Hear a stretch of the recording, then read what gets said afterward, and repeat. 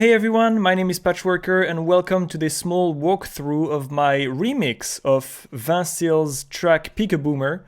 If you don't know the guy, Vincil is an awesome producer and beatmaker. He does crazy good music. There's a link in the description if you want to check him out. He recently called his followers to remix some of his tracks or do some creative things with them. Be it dancing, motion design, and I decided to do a remix of one of his tracks. So here's my remix of Pick a Boomer. I'll talk about what I consider to be the most interesting, and hopefully you'll get something out of it. So everything that you see here, actually everything in the track except for the sub bass, comes from the actual sample itself. So everything, every sound that you hear, the drums, the hi-hats, the basses, etc., except for the sub bass, comes from the track itself. So I didn't use any synth whatsoever, I just worked only with the sample. And the first thing that I did was to chop up the beat itself. You can hear it happening up there.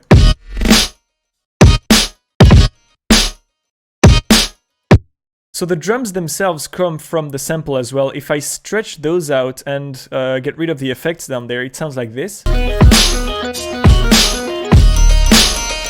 The gate here plays an important role because it's basically what the gate does is that above a certain threshold, the audio signal is going through. And when the signal gets too quiet, then everything gets quieter based on the settings you set down there. So I used the gate to get rid of the tail that was a bit too melodic for me. You can see that, you can hear that it sounds a bit tighter. But there's still a bit of a musical element, and this is what gave me some guidelines for the rest of the track. This is really how it all started. Now let me go to the introduction, which sounds like this.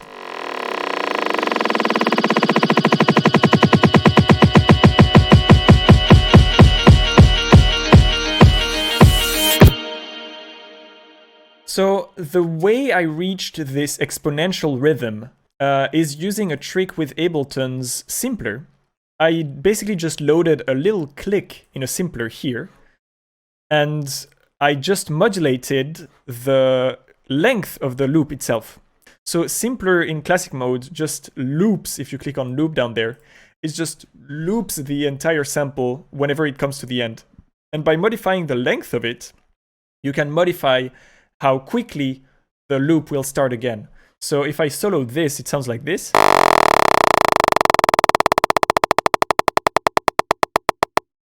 Based on this, I flipped all of it into audio and came with this file, which is basically what we just heard. And on Ableton, you can afterwards extract a groove from the little transients that you see here. So those little gray arrows down there, they're transients that Ableton just detects. When it gets too fast, I had to manually click on each of the transients to really have a very exponential rhythm, because Ableton at some point just doesn't recognize the transients anymore, especially when they're so close to each other. And then all you have to do is right-click and down there, yep, right-click and then just extract the groove. And then you'll get a groove down there behind my face, really, in this video. But you can then take this groove and put it in a MIDI track, which will do something like this. So this is the groove that I extrapolated from the exponential rhythm up there. And now I could just use this MIDI as a trigger for the kick drum. So I basically just like loaded the entire song inside of a sampler this time and set it on a kick drum so that it sounds like a kick drum that gets repeated, slower and slower over time.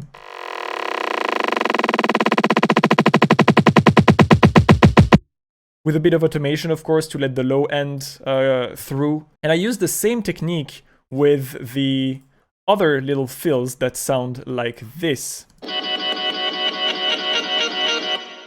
Except that I took bits of the song that sounded like a chord. Pitched them down. So they gave this sort of dreamy vibe at the beginning. So I thought that was a pretty interesting trick on how to do exponential rhythms. I got this trick from Mr. Bill. There's a link in the description where he talks about this. Go check it out because that's not my actual technique, but I got it from someone else. Let's move on to the first drop now, which sounds like this.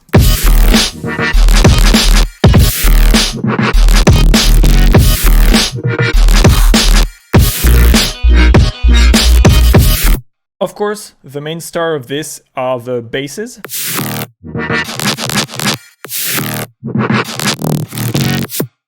And what I did to come up with those crazy sounds is that I worked a lot with granulator that you can see down there. Basically, all of those flips that you can see here come from one big sound design session in which I messed around with granulator quite a bunch. I made it so that I could modify all of those parameters directly on this little rack. And I basically just ran the entire song in granulator while messing around completely randomly with the sound so that I could end up with sounds like these.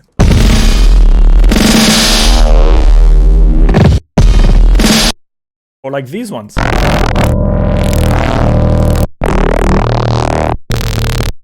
Or like this one. Or this one. Anyway, you get the idea. Basically, I just threw the entire track in granulator, rendered it into some audio weird file, got this file into granulator again, messed around with it some more, and repeated the process maybe like 3-4 times in this sound design session. But from those weird sounds, I could chop up something. So I started with this gentle cuts run here, and you can see that everything is named flip, and that's because they come from the flip that I just did with granulator. And so I found the little chops that I liked the most, and then applied a bit of effects to them so that they sound like this.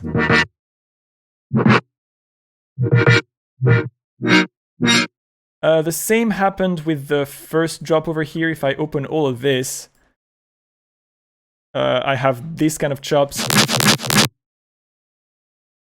And those ones over here.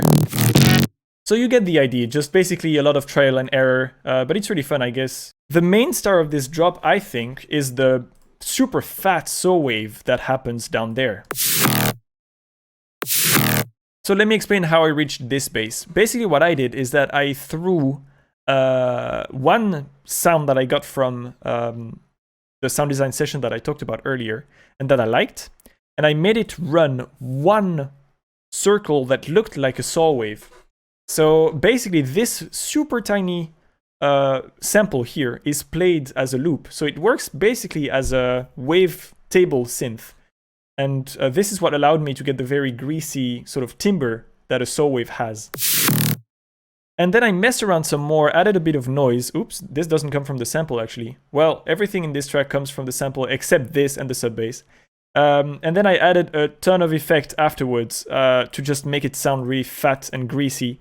So some EQA to tame the spectrum, some erosion, auto filter that is LFO'd by this one here so that it sounds a bit moving, some OTT Camel Crusher for some saturation, some Q2 to get some more highs, overdrive to make it even fatter, another OTT, EQ8, and saturator with soft clipping on so that the tops are completely chopped up so that it doesn't clip.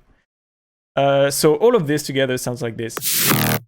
And I really liked the sort of tail that I put here in the sample.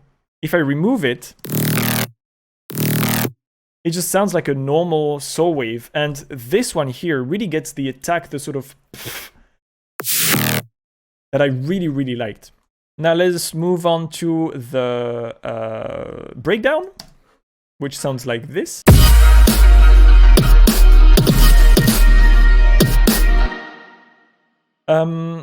Nothing too interesting here. The cut down here actually is the sample with a bit of effects on it, a flanger and a frequency shifter.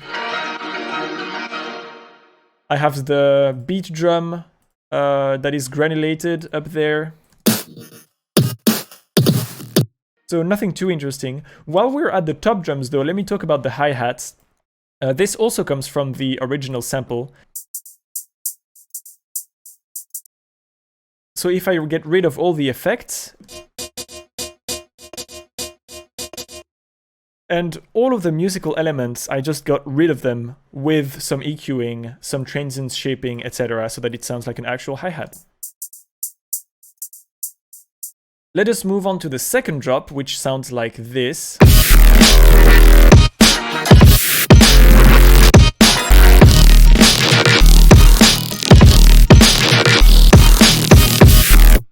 basically the same deal as before. This is the same saw patch as we saw before, except it's pitched bent, so that it goes up by 3 semitones. I have some other little fills here and there. Down there, the original sample is played but chopped up so that it doesn't sound too normal. This is without it, and with it. It's just a matter of like puzzle making at this point. I had all the sounds I wanted, and now it was just time for me to put them together in a way that sounds nice. Maybe the last thing I want to talk about is the effects down there. You can hear throughout the song those kind of crashes happening. And this also comes from the original sample. I took the same hi-hat sample than up there, I think, and just threw some reverb on it. So that got me a crash without having to dig into my samples. So there you go. I think that concludes my walkthrough of my remix of Pick a Boomer by Vincil. It was a lot of fun to make, and huge thanks to Vincil for making awesome beats and inspiring people, and also to providing the original tracks so that we could do stuff with them. I hope that you got some interesting tricks out of this video. In any case, my name is Patchworker, and I'll see you next time.